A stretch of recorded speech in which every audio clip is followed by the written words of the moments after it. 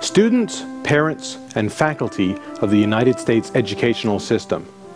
You're either about to or have recently seen the address by President Barack Obama.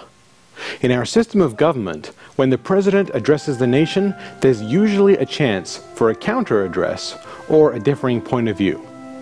Since there's no such opportunity in this instance, I'd like to offer a few words that I hope will put into context the position of those like myself who didn't vote for Barack Obama and don't agree with his policies. First of all, let me say that Barack Obama is my president. While I may not have supported him in the election and may not agree with his policies, he is the duly elected president of the United States. And that means that he's my president and your president. I don't think he stole the election, and I don't buy into the fringe notion that he's not a U.S. citizen. He's the president, the leader of the nation, and the commander-in-chief of our military forces.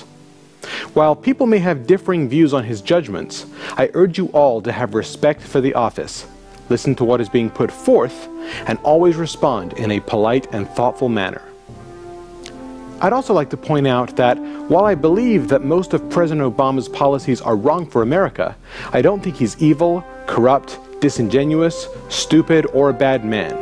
From what I can tell, he loves his family and loves his country, and sincerely believes he's doing what he considers is the best course of action. Most Republicans I know have nothing against President Obama personally, and would be as vociferously against the same policies were they to come from any other president, regardless of race, gender, or even political party. I include that last item because there were many policies of the former Republican administration that I and many other conservatives disagreed with, which is what led, I believe, to the Republican losses in the House, Senate, and White House over the second half of George Bush's term. Rather than spend my remaining time talking about individual issues, let me try to offer a big picture view of how conservatives differ from liberals on most issues. We believe that as the voice of the government gets larger and louder, the voice of individual Americans becomes smaller and less relevant. We've all heard of the stereotypical cushy government job that you can't get fired from and where very little actual work gets done. Our fear is that as more and more people rely on the government for education, housing, healthcare, and even employment, that same attitude of mediocrity will creep throughout the country and turn us from the most productive nation in the world to just another European-style lackluster country. Yes, there are some areas where it makes sense to have a strong central government, such as for the defense of the nation, immigration, and the FAA. But we believe that in most cases, making the decisions closer to home, or even in our homes, as opposed to far away in Washington, makes more sense. Since coming into office, President Obama has put forth policies that will result in a huge growth in government, and has done so at a pace that leaves little time for debate and discussion of alternative ideas.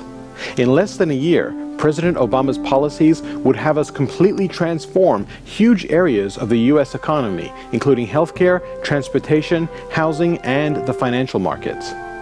It's not just the scope of these changes that has conservatives reeling. It's the speed with which they've been concocted and the political sleight of hand that's been used to push them into power. Let me finish by reiterating that President Obama is my president and your president, and I respect him, and I believe his intentions are sound. But if you're wondering why there are so many protests and demonstrations against the Democrats right now, let me tell you that it's not racism. It's not some far-fetched notion that his allegiance lies with some other country or religion. It's that individual people in this country are rocking back on their heels at the transformations that are being suggested and the rapidity at which they are to be enacted. This country works best when individual voices are heard loud and clear, and our fear is that those voices will soon be drowned out by the constant drone of big government. President Obama is not evil or bad. He simply has a different philosophy of what makes this country great and what will lead it towards prosperity. If I can ask you to do one thing after hearing this brief response, it's to listen to both sides of today's issues. Really listen, and use your own common sense to come to an opinion.